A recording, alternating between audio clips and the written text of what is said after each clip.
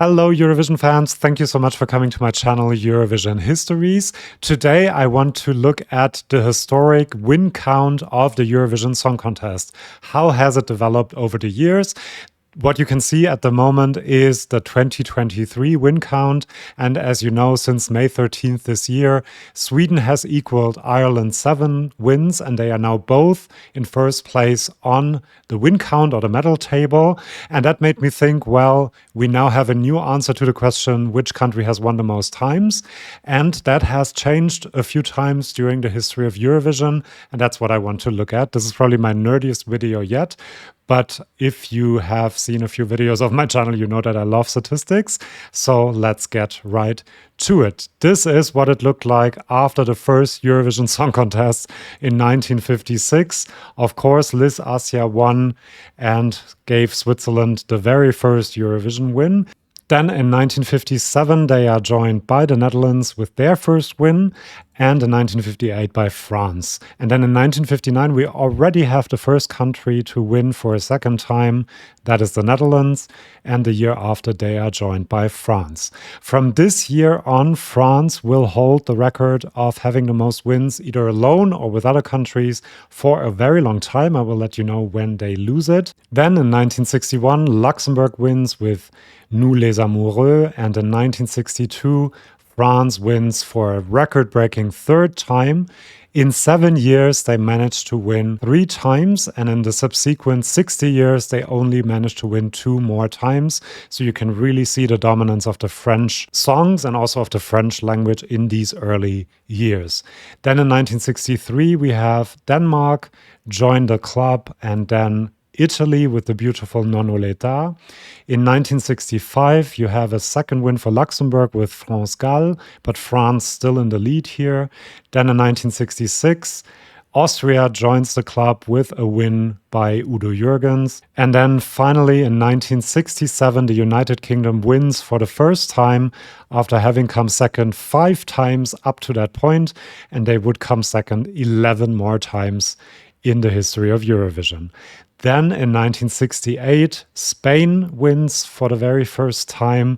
And now, if you're a Eurovision fan, you know what is coming up next. The crazy year of 1969, where 4 winners were declared. I'm going to do this a few times. You can see France wins for a 4th time, consolidating their lead.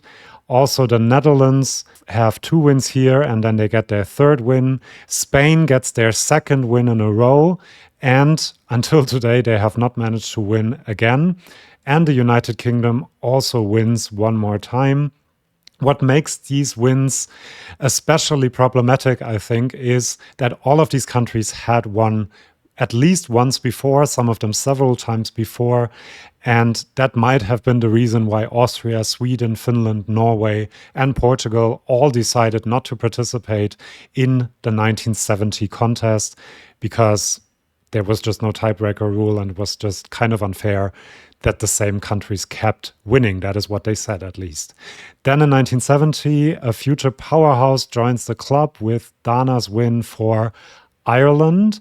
In 1971, you have the first and until now only win for Monaco. And then in 1972, first win for Luxembourg in the 1970s, and a second consecutive win in the 70s for Luxembourg, which means they are now in first place together with France.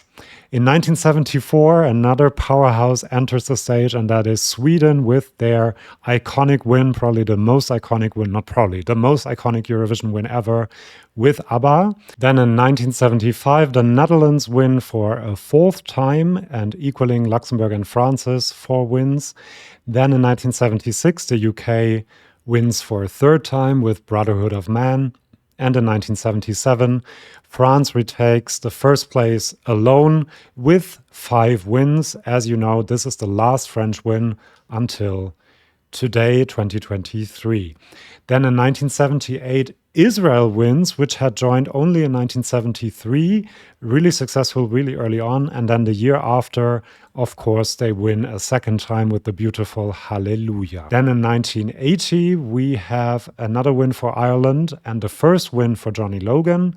In 19 1981, the UK wins with Bucks Fizz and now equals the Netherlands and Luxembourg, joining them in second place. And then finally, in 1982, having waited for 26 years since their debut in the very first contest, Germany, or in this case West Germany, wins for the very first time. Then in 1983, Luxembourg gets their fifth win, their last until today. And in 1984, Sweden gets their second with the Harrys. In 1985, a country wins that had gone through a valley of sadness in a way when it comes to Eurovision results, and that is Norway with Body Socks. Then in 1986, another country that had waited for its first win for a long time, Belgium, had been waiting for 30 years. They were, of course, participating in the very first contest in 1956, and in 1986 they finally managed to win it, until now their only victory.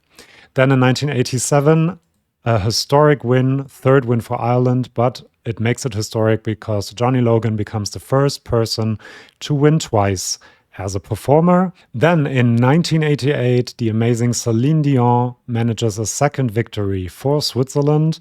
Great stuff. And then in 1989, Yugoslavia, just a few years before its disintegration, manages to win the contest with Rock Me and is in 10th position with all the other countries that managed to win once. By this point, 17 countries had won Eurovision at least once. Then in 1990, you have a second win for Italy with Insieme. And then Sweden is starting its ascent in 1991 with its third victory. This was, of course, a tiebreaker with the French entry. So France could have retaken the lead alone with 6 wins. But because of the tiebreaker at the time, Sweden was declared the winner. Now we enter a period of Irish domination. In 1992, Ireland wins for a fourth time.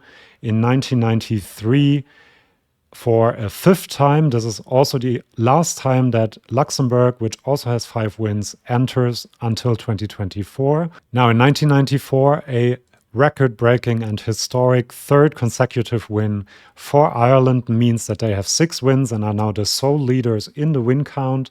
That means it's the first time since 1960 that France is not the or among the countries with the most wins, which means after 34 years, they have lost the lead. Then in 1995, you have another win for Norway, a second win. And in 1996, you get the 7th win for Ireland, really strong in the 90s, but not really since then. In 1997, the United Kingdom manages to win a 5th time, and this is also the last year that Italy is in the contest until 2011, so they cannot win until then. In 1998, you have the historic win for Dana International, the 3rd for Israel. In 1999, another win for Sweden. They are 4th, and they are now in the top 5 of the countries with the most wins. And then in 2000, you have another win for Denmark with the Olsen brothers. And now, starting in 2001, we have lots of countries that win for the very first time, first of them being Estonia. Now, since the early 90s, many new countries had joined the contest after the dissolution of Yugoslavia and also the dissolution of the Eastern Bloc and the Soviet Union. So the first country from that former Eastern Bloc to win was Estonia. Then, right after, of course, you have the first win for Latvia, then for Turkey, then for Ukraine, who managed to win only at their second participation, quite an achievement. Then another first win for Greece, a first win for Finland in 2006, who managed to win after having waited a whopping 45 years since their debut entry. Then quite the opposite. In 2007, Serbia manages to win with their debut entry, even though it's not really a debut entry because Serbia had participated as Serbia and Montenegro, and before that as part of Yugoslavia. So yeah, it doesn't really count as a debut entry, I think, but it is the first win as Serbia. And then Russia wins in 2008. And then Alexander Rybak comes along and ends this 8-year-long series of new countries winning, giving Norway their 3rd win overall. And then in 2010, a young girl from Hanover wins for Germany for a second time, lifting them into the top 10 again for a while. Then in 2011, we have another new country winning, and that is Azerbaijan. In 2012, Loreen gets Sweden to second place with their fifth victory and the first for Loreen, we can say now. In 2013, Denmark wins for a third time. In 2014, you can see Austria at the bottom there. Conchita Wurst manages to win for a second time for Austria. And then in 2015, Sweden leaves UK, Luxembourg, and France behind and wins for a sixth time, thanks to Mans Zelmerlöw.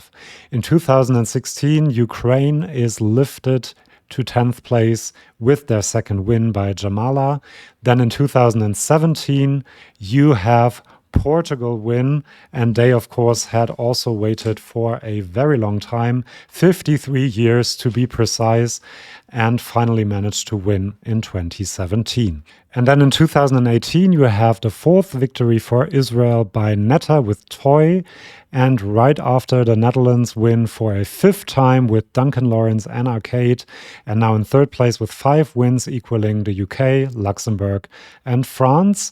And Duncan Lawrence is the longest reigning champion of Eurovision because of course 2020 was cancelled because of the COVID pandemic. Then in 2021, Måneskin manages to win for Italy for a third time, 10 years after Italy had returned to the contest in Düsseldorf.